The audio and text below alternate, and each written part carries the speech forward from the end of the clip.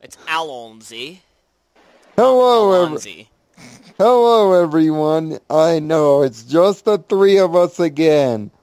Consistency. Why can't we have it? We're like I don't know. Sony. We can't have a lot of things in this. We can't have a lot of things in this world, Lionel. Why can't we have better tax rates? Why can't our government be better? Why does our company? Why does our country have such bad economy but such great defenses? Dragonheart, you're twilighting. Oh, damn it, I'm turning into Twilight. Welcome to the Friendship Table for episode 100. Episode 100. Episode 100. Slice of life. Beautiful people. I'll give you a slice of life if you know what I mean. It means I'll cut you. Yeah, I am Nirvana Sparkle. To my left is Dragonheart, if we use cameras. To my right is Dr. Spartan, which I'm sure he's got some perfectly jizzed underwear after watching that episode. Perfectly jizzed underwear. That sounds like something that somebody would mod into Fallout on a really boring day. Yes. And as for me, I love Fallout. I can't think of anything creative. If you have not seen the review, it's there. Or you can go to Equestria Daily and click on the review. It's there too. We're at number 8, if you need to know. Thank you, Equestria Daily, for the honor of putting our stuff on your website. Yeah, and most importantly, thanks all the 123 plus that have already watched the video. We do our best. Well, yeah. Trust me, as it stands right now, it's at 245. But anyway, slice of life. Forget the word continuity. Forget the word in series. 1080p. 1080p. This is 22 minutes of M.A. Larson joining the Brony Kiss My Ass Club. Yeah, and even forget the title, Slice of Life, because it's anything, because the episode is anything but that. I think what it's supposed to mean is... It is 22 minutes of nonsense. I think this is supposed to be a slice of life for a normal pony in Ponyville, is what they're saying by that. For a normal pony, yes. For us, it's complete and utter ridiculousness. What they mean by that is we always see how things are from the main six's standpoint. We never see it from a normal pony standpoint. Yeah. In other words, this episode confirmed to me one thing. They do pay attention to fanfics, and that Ponyville is now officially the new Angel Grove.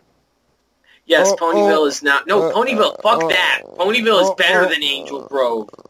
All we need is an evil Rita Repulsa and a floating head, and essentially we have Angel Grove at this point.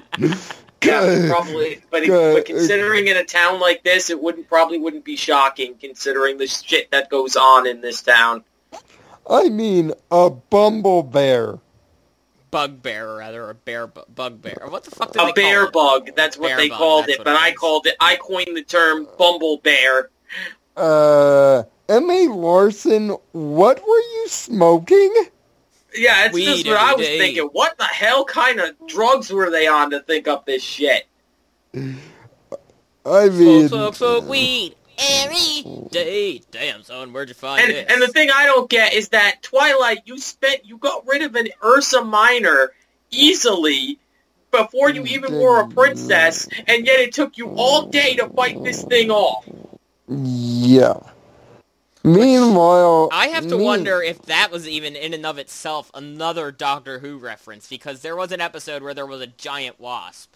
So one could wonder. Yeah, that could be a reference in itself. Meanwhile, the main plot centered on Cranky Doodle Donkey and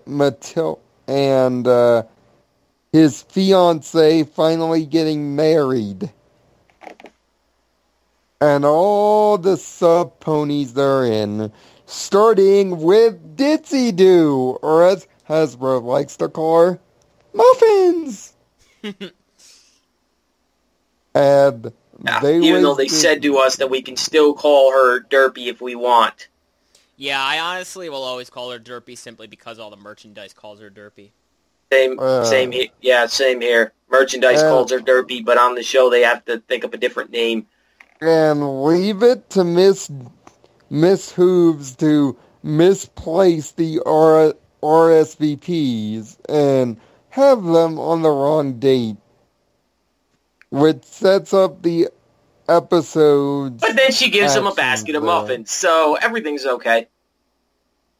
But the real star of this episode, other than the memes and the callbacks and the references, is one Dr. Hoops, which is all over this episode with the quickness. All over this episode, and he is voiced by Peter New, in case anyone's curious. And fanfic ships. Fanfic ships all over the place. Doctor and Derpy, Lyra and Secret Agent Sweetie Drops. Secret Agent Bon Bon. Yeah. My question is, okay, now what kind... They were on drugs when they wrote this episode. By the way, Sweetie Drops is technically Hasbro's name for Bon Bon. But it is a clever use of both of the names. You mean our friendship was a lie? I was just trying to protect... Remember on the park benches we sat on?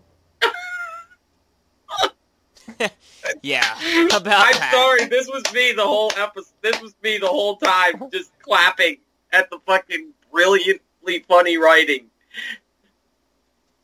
Let alone Doctor Who's trying to learn the finer physics of bowling. Yeah, he sits there, he analyzes the fucking thing, and, like, it shows in his head all the mathematical, like, possibilities of each pin hitting, and he's like, and I'm like, nope. It's bowling! How is it complicated? He goes, no, I'm sorry, I can't do this. How is it complicated? And then the guy just goes, you just throw the ball straight, man. And he goes, what is this word you keep using? Man. By the way, people tell him that, the Lebowski ponies. He just goes, I don't know, man.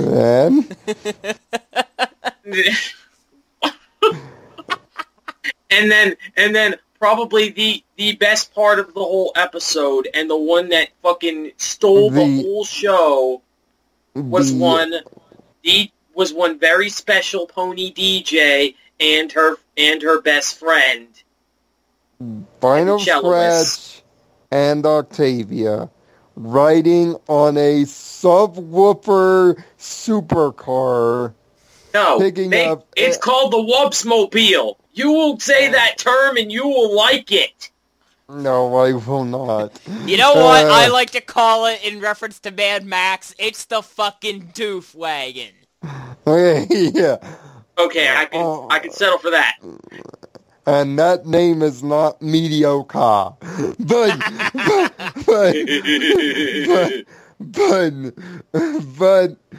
the only thing that could stop this train from jumping a shark is none other than the Trilocane. and pretty much the only... Yeah, is the Trilocane. And the only thing that can make this scene more ridiculous is them literally jumping the shark. Oh, wait. They already did that! And the wedding falls most beautifully into place, but my two favorite scenes were Luna and Celestia actually bitching over the idea of a present. Over the fact that, I thought you brought the present! No, I thought you brought the present! And then Spike just walks up, puts the present there, and is like, thank you, ladies, I will be off. Yeah, And he doesn't even say anything. He just puts it there triumphantly. He doesn't even say anything. Yeah, he just says, just plops it right there, walks away, and the two of them continue to bitch. I just want to go up and smack them both. I just want to go up and smack them both and be like, you both are acting like 5-year-olds. Lionel, Nirvana. Yes. Our wives argue like an old married couple. Yes, they did. Yes, they very much perfected the art of the argument. Yeah, no kidding. But then Shining Armor proved why he got the second Sparks of Thought by crying like a little bitch at a wedding, which, by the way, irony, by the way. Which, by the way, you didn't cry at your own wedding. Why are you crying at other people's weddings? He did cry. Well, he cried didn't. at his sister's coordination. He cried at his sister's thing. He didn't cry at his own. He didn't shed a single tear at his own wedding. But here he is bawling like a baby at somebody else's wedding. That's not somebody that's not even close to him, that he doesn't even know. Mm-hmm.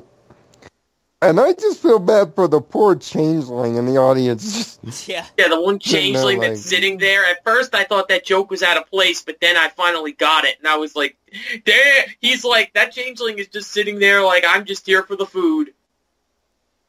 And that speech, though, that speech at the end of the Not episode. by Twilight, by Mayor Mare. You got it wrong, Lionel. That speech at the end, though, was speaking directly to us. There was no way you can't say that it was speaking directly to the fans of the show. And this whole entire thing was just a reference fest. And Gummy. What the fuck was up with Gummy? Yeah, what the hell? Just random Gummy out of left. Like, a lot of the jokes I could say about this, but this one especially, just came out of left fucking field. And no fucking build-up, no nothing. Just came out of left field, and it was hilarious. I mean, if you're expecting high-class analysis on this episode, then you're a party pooper. It's not meant to be analyzed. It's meant just to be stared at and looked at as 22 minutes of, oh my god, that just happened. Yeah. Yeah, 22 minutes of, that just happened, that just happened, that just happened. And the fifth, and Dr. Who's wearing Dr. Spartan's signature scarf. Well, the scarf that I got from the doctor. And not to mention Alonzi. Yep. I mean, there was some serious Doctor Who. They actually tried to get David Tennant to try to do the voice for him, but they couldn't. Yeah, that... They should have. I felt that they should have. Honestly, They should have tried to get David Tennant to do the voice. David Tennant does a lot of acting, so he honestly probably did not have time. That's why I said that. At that point, there were so many Doctor Who references, I just wanted to see a Dalek run around Ponyville. Well, there was a Dalek reference. Twilight's magic, just like Luna's in the one episode, made a Dalek sound. Princess, exterminate! Exterminate! Friendship, exterminate! So basically, if you're trying to approach this episode at any point with a technical standpoint, you're doing it wrong. This episode is not even an episode. This episode is a tribute to this fan base. Yeah, it was not the greatest episode in the world. No, it was just a tribute. To the greatest song in the world. Alright, it was just the best motherfucking song. It was the greatest song in the world. Alright. I guess the only thing this episode was missing was Jack Black. What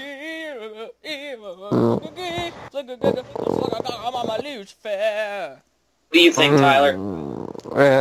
And the fact And the fact that Twilight just summed it up in one line, I love this town. Yes, I love this town too. It just needs Power Rangers at this point. But hey, you already missed that opportunity. Not that I'm hanging on it or anything. But I gave this episode a perfect 6. Which it's the third perfect. It's like the second 6 this season. And I have a feeling there will be more. So, gentlemen, slice of life, your grades. A perfect 6. 12. I give this one a fucking Wubsmobile out of 6. Essentially, they think it's perfect too. And if you feel this is highly too positive for you, yes, it did not make sense. Yes, the pacing was fast. There, I said something negative. Yeah, happy now? But in any case, this episode was absolute. I mean, you literally have to watch the episode 2 or 3 times to get all the little the references, callbacks. You get all the nods and callbacks. Yeah, because one of the references that I saw and everybody else saw right away was the appearance of one Button Mash. Yes, in the scene with the Base Cannon Express. First one to get Base run Cannon over. Express. Okay, Right, that's so what I'll call it from now on. Now we have 3 names for this thing. The Wubsmobile, the Base Cannon Express, and the Doofwagon. Yes. Well, I guess we have one term for each of us. First one to get run over, by the way, was Button Mash.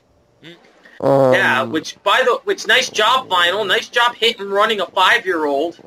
I'd hate to see you get behind the wheel of an actual car. You'd probably cause multiple fatalities and have Octavia having to sell the house or go into prostitution to get your ass out of jail.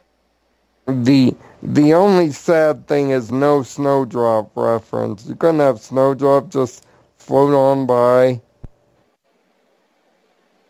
Yeah, that's the sad part about it. Is the only reason Button Mash was in there at all is because I think a while back there was Hasbro was making a deal with Jan Animations that they wanted to use the character in their series.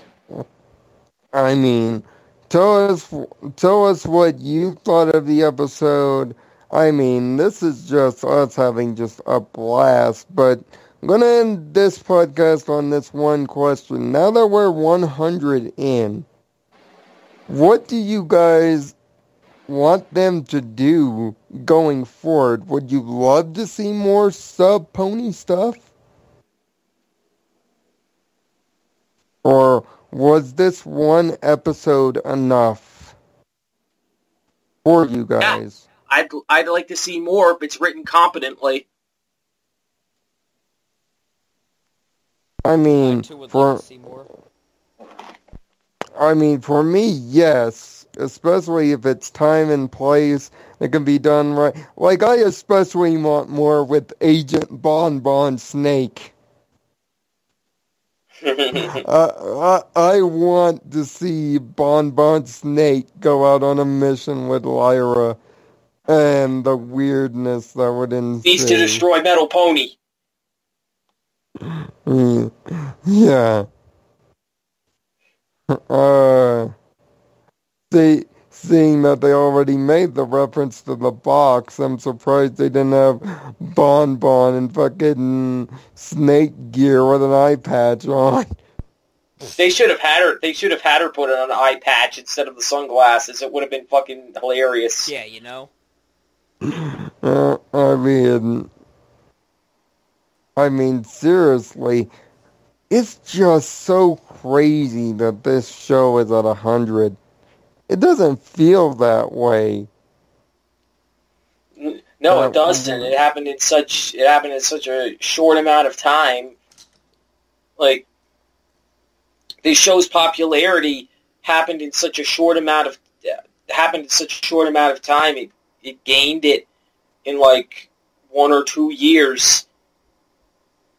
I mean, this episode was a love letter to the fans, nothing more. Yes, you can hate fan service, but honestly, I don't think this episode could be done any other way. I honestly do. And I give credit to M.A. Larson for just going out of his mind and making one of the best things he's ever written as a writer, not only for this show, but I think professionally. Credit to DHX and the animators. I mean, it was just a fantastic time. And fantastic.